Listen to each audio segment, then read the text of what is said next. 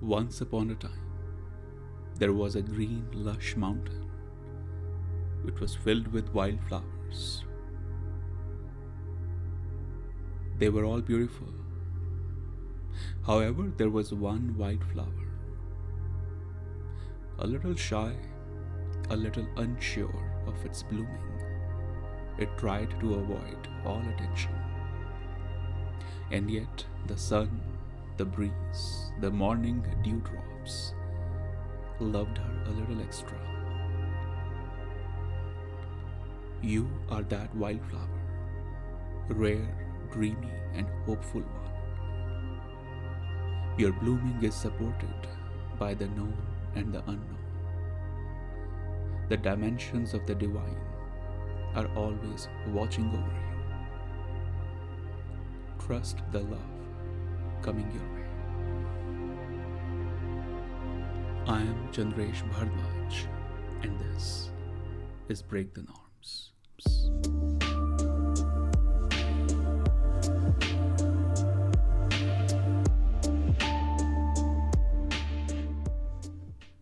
Namaste everyone, I hope you're doing well.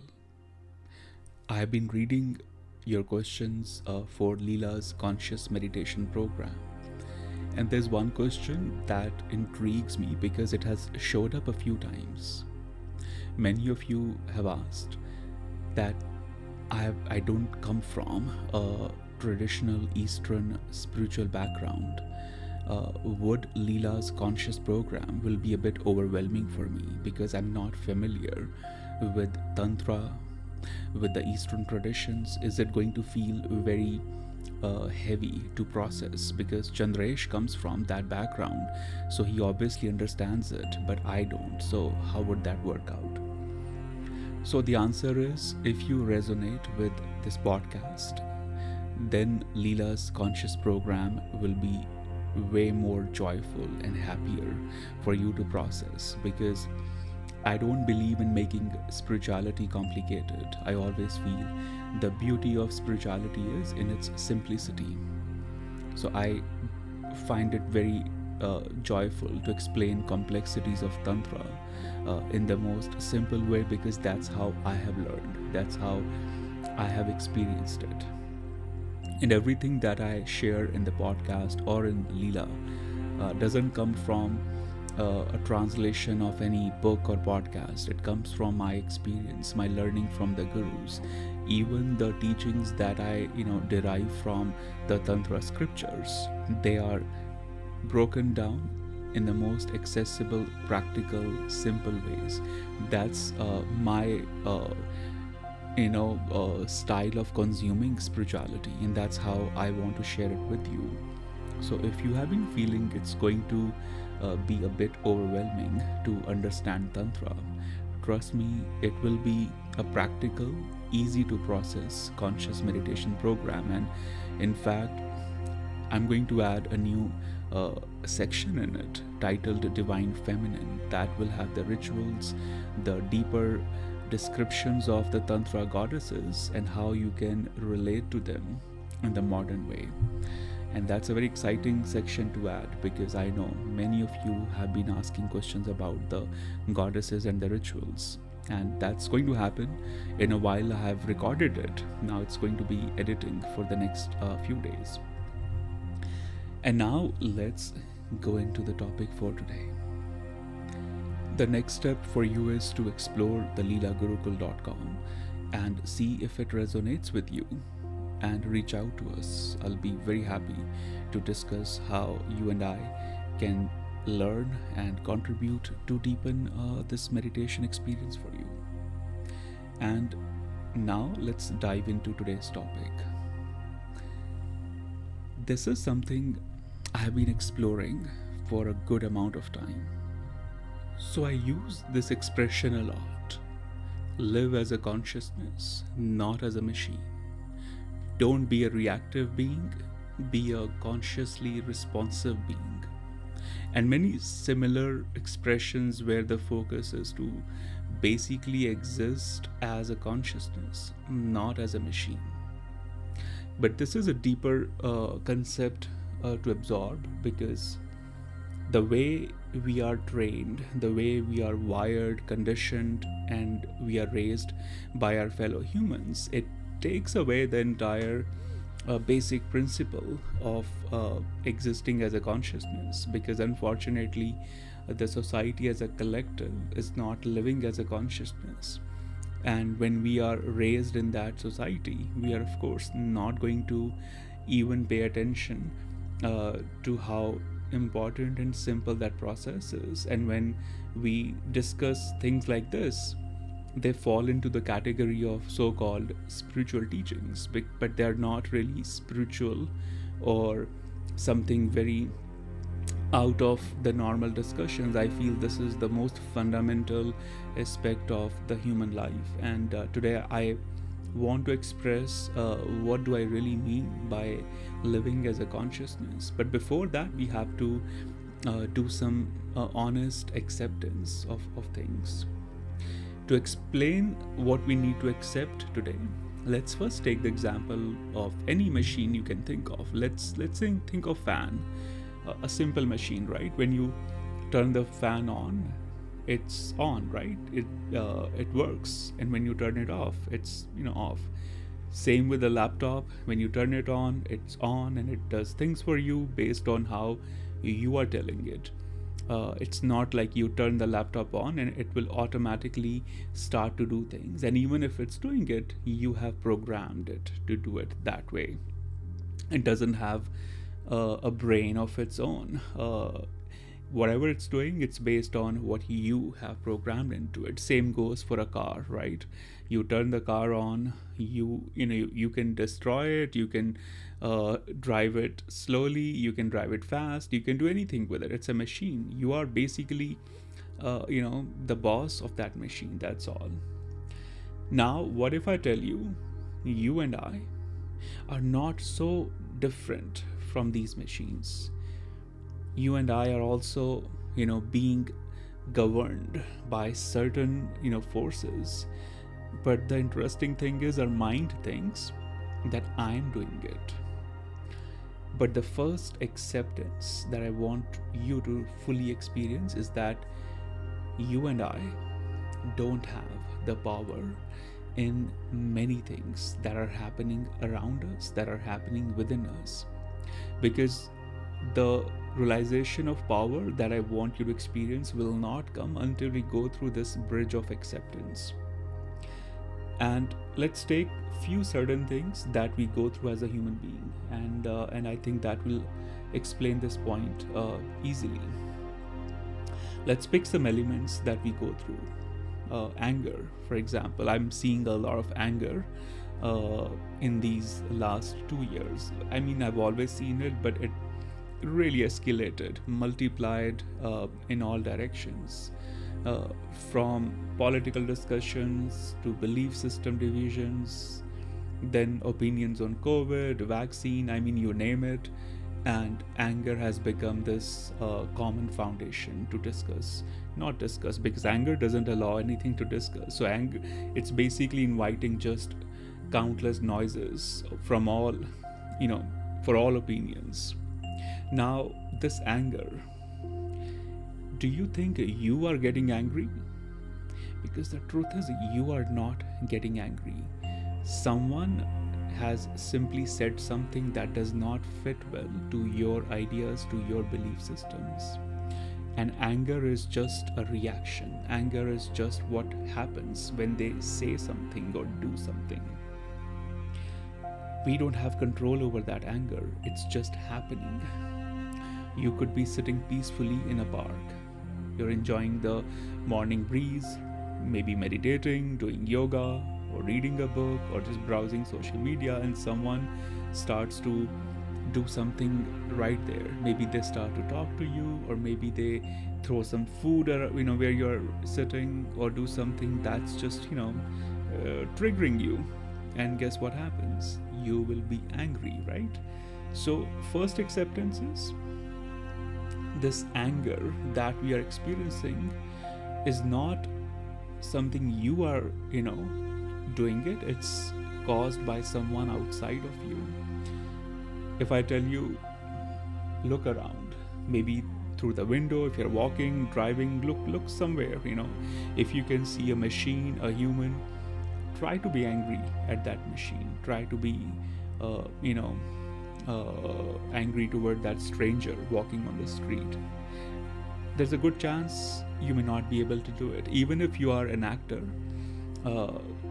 even then you'll not be able to be angry at that person. Maybe you'll think of something gold to bring anger into the present moment. And even if you're not an actor, that's how we express the anger mostly, right? We punish the wrong people in our life because something from the past shows up. And because that past does not exist, that person also doesn't exist in your life anymore. But now that anger is there, so you will project that anger on the wrong person. And you'll punish two wrong people, the person you are angry at and of course yourself. So we cannot be randomly angry on anyone, but that person could invoke the anger in you. That's the interesting thing about this. Now, let's touch the next element, love. You cannot fall in or out of love by your choice, really. There are certain things that need to happen which can create love in you. There's no formula or template. It's not like, you can decide it or plan it that when I meet this person, I'm going to just love this person when I have dinner with him or her. Or being out of love is also a happening. You cannot plan it. One day you wake up and you realize something has shifted, and maybe you'll be confused for a few days or few hours, and then depending on how heavy that confusion or pain is, you decide, okay, now it's time to be out of love. It's always something that either happens organically or it just doesn't. That's the blessing and curse of love, right? And when it happens, it feels like such a healing and beautiful thing, but you cannot create it. You could be sitting with the most attractive person in the planet, and yet the love doesn't just happen that way. Something has to happen, and then love happens. Now take the example of sex. It didn't exist in you, in your body, when you were a little child, but as you walk into teenage, things start to change in you. You start to have these feelings for others, and then it just continues, right? And when you're watching TV, consuming media, or just come across someone who feels attractive to you, that sexual energy becomes stronger, right? That sexual urge becomes stronger, and then it becomes habit, addiction. It makes you lose focus in your work. You make wrong choices in relationships just because sex has such an influence on your energy. And then sex turns into lust, it turns into other complicated things. And the crazy thing in this entire process is you cannot say that, oh, today I'm not going to have this sexual energy. Today I'm not going to let this overtake me. In fact, if you come across someone and if they're really attractive and you are not feeling anything sexual within you, you might start to feel scared. Why I'm not feeling sexual enough? I come across many people who tell me, I think I have a problem because I'm not feeling sexual enough towards some people. So when you're used to of seeing that energy constantly and unconsciously waking up, you will be scared if one day it doesn't show up that way, right? But anger, love, sex, and many other things, greed, ego, all these elements that really define us as humans, you'll notice they are basically our masters, and we are the machine here. Anytime they can show up. I could be recording this podcast and one text could show up on my screen and it could make me angry, happy, sad, anything, right? I mean, so this is one aspect of the humble acceptance, and then one more acceptance, and I'll get to the point. Breathing. Let's talk about breathing. Breathing is something that keeps you and me alive, right? If I tell you, are you breathing by choice? The answer is no. You can manage breathing, right? I can do yogic pranayamas, I can do conscious breathing, mindful breathing, and so on. And now they have new brands of breathing like breath of fire and so many other labels of breathing. But at the end of the day, it can only help you to manage the breath in a certain way. That's all. And that management is just a tiny extension of your breathing, because we have started breathing so unconsciously. So, the teachers have been reminding us, breathe consciously. And anyone who's good at marketing, they make this into a brand and they sell you that brand by any label. But the point is, what keeps you and me alive? Even that's not in our control. We have been breathing for all these years. If for next 3 minutes it stops, then it stops. You cannot do much about it. I mean, if it gets really bad, maybe you can have some support from medical science, but for how long, right? But this is the point I'm trying to make. So much of what is happening is not in our control. So first humble acceptance is, this human body is a machine.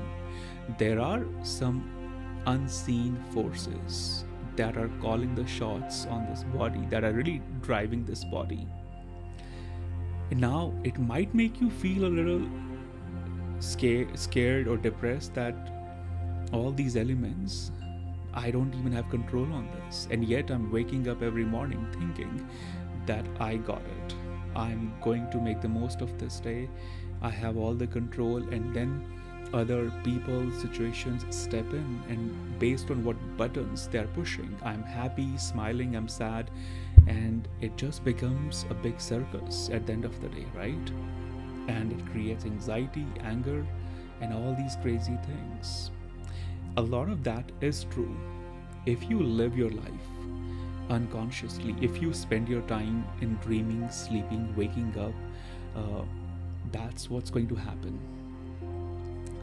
But before we start to understand if there is any power that we hold within, let's first accept that this is a machine, and there is so much happening in this machine that's totally out of my control. Because every element that I was thinking I was controlling, but I'm not controlling it. These elements have become my masters. 99.9% of my actions are simply unconscious repetition and mechanical. There is nothing new to it. They are just happening and we are reacting. Now, what could be the root house of power and strength in this entire process? If you do nothing, you'll only become slave of these unconscious energy. If you do nothing, anyone can step in your life, make you sad, happy, turn your buttons on and off, and you'll be basically seeking therapy all your life, trying to make sense of it. But therapy is not going to help. What needs to happen, number one, is the awareness that I don't have control over these situations, and yet there is some control. The awareness and acceptance that this body is something you have, but you are not this body. I have this body. I am not this body. And Buddha, the enlightened teacher, he's a very good example of learning this first lesson, because when he used to deliver his lectures, there were many people in his circle who didn't agree with his spirituality. There were people who would come to his discourses and they would throw stones at him, even spit at him, say the most mean things to him, but he would not react. And there's a very funny story. One day he was crossing through this village,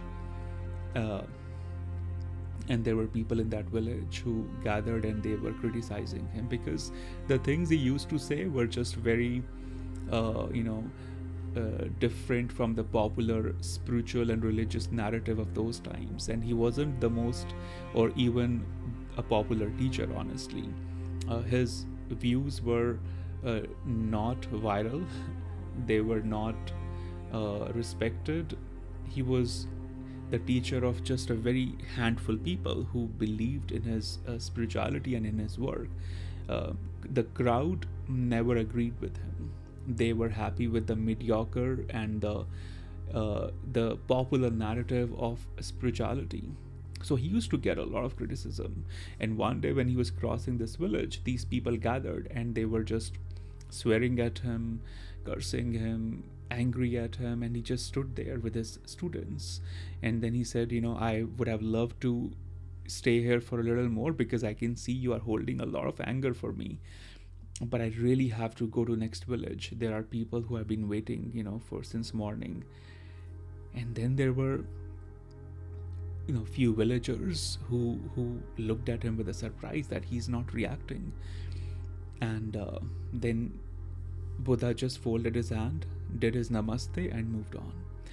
His disciple Ananda, he asked him that we could have taken care of these people. They are just so rude and disrespectful.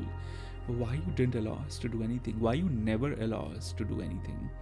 And he said, remember a few days ago there were a few people who came with so many gifts and we didn't accept the gifts.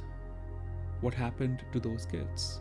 And Ananda said, I know they used the gifts and they even gave it to their kids and so on. And he said, exactly. These people, what they were giving me, they cannot even give it to their kids. They cannot even share it with anyone. And I'm still feeling bad about it because look at the amount of anger they have for me. But if I'm not taking their anger, it's just going to go deep within them again. It will again multiply and it's going to hurt them. And Ananda looked at Buddha with a surprise that, okay, you're missing the point. We want to just punch these people. Allow us to do it. But Buddha would never allow the anger to be expressed unconsciously. Now, this is an example where someone could not create anger in him. Gandhi also mastered this to a good extent, honestly. But what we see today in the age of social media, that no one is able to take criticism. I know people personally, the moment they see a negative comment, their instant reaction is to either come back with even more mean and hateful comment or simply block. I remember I shared this story with you in a few podcasts ago. That was a very popular episode about the cultural appropriation, I believe. Yes, that was the episode. That student shared screenshots of very important questions, but that triggered all the mainstream teachers and he was blocked from every single teacher's account. But this is the state of the fragile patience we have today, the fragile peace we have. It can be destroyed by one comment, just one comment. And I remember, Gary Vaynerchuk, he's a very well-known speaker. If you have not listened to him ever, you should, someday. So Gary V, as he's popularly known, he always says that if you create some art on Instagram and one person called Sally Pants 134 with 5 followers, and sometimes people tell me, if the person who's writing a mean or negative comment on your page only has 100 followers, you should not be bothered because they only have 100 followers and you have thousands of them. And my point is, they could have millions of followers or 1 follower or 0 follower. Anyone should not have this power over you. When criticism come your way, practice POP, pause, observe, and observe what's the truth in this criticism. If they are angry at something, if they are simply hateful, there must be a reason. Sometimes or many times the reasons are not in your control. But if they are really making some point that's just very upsetting for you, but there's some 1% truth in it, take that 1% truth, learn from it. But if you block it, if you completely delete it, that's not going to solve the problem. And even if you block it, let's say, but if you skip the lesson in it, that's very wrong. And I'm not at all a fan of how on social media all the comments you read are simply everyone giving standing ovation to whatever quote, selfie, video you are putting, and anyone who's making a critical point, they are blocked. That we are creating a very toxic bubble, and we are seeing the effects of it, but wait for another 10-20 years and we'll be in a very fragile mental health place where all we are looking for is good vibes, and anyone who shares anything uncomfortable, anything critical, we are going to be immensely angry on that person. And this concept of existing as consciousness will be even more important, but I'm afraid the train will be leaving the station by then. It's already left. We cannot jump on it right now, but we are still close to that level that we can make something happen. But I request each one of you with folded hands that if criticism come your way, if someone is trying to invoke anger in you, or if someone is trying to tell you the things that you want to hear, reflect within why you are reacting this way, why it's making you overly excited or sad. Understand your emotions, because no one should have that control over you. Because once you become aware and accept that if I don't do anything, then basically there's no difference between me and the machine. There's no difference between the car I'm driving, the laptop I'm using, because you are simply behaving and acting like a machine. If you consistently practice awareness and acceptance of what is happening within you around these elements, then the transformation can happen. And that transformation is what I always call the channeling of energy into creative conscious outlets. That's the tantra way, stepping in.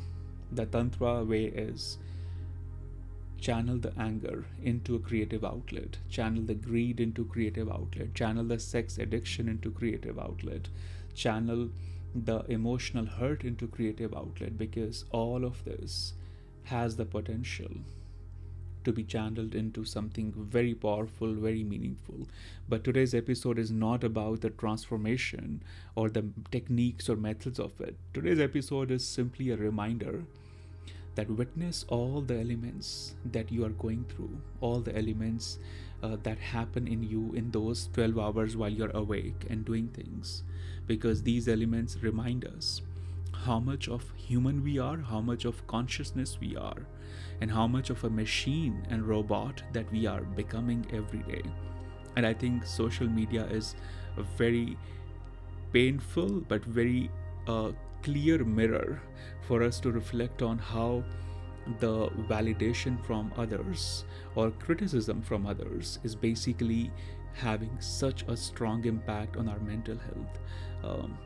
So lesson is, do not run away from tough conversations, do not block any bad vibe, but understand why you are running away from bad vibe. That's the point. I hope it helps. I'll speak to you next week. Be safe and well wherever you are. I hope this podcast may travel through the untapped universe of your darkness, light, courage, passion, and so much more. Please do subscribe and be ready to break your norms. I am so excited and very honored to be part of your sacred journey through this podcast.